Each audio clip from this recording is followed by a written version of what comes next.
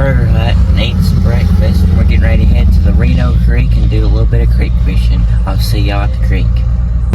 So on the way from getting breakfast, I stopped at Jimmy's Market and I got a Zitco slingshot for this creek specifically, and I got some live worms and little soft plastic shad.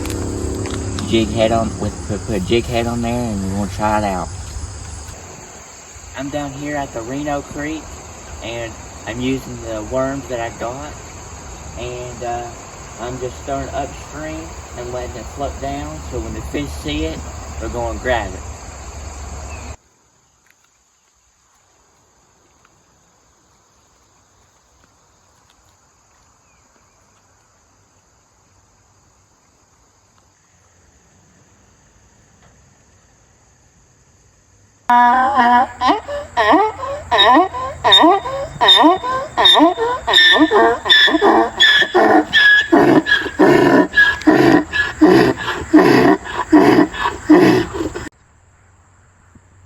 Well, the rain messed with the fish a little bit today, so we're going to try this creek again some other day.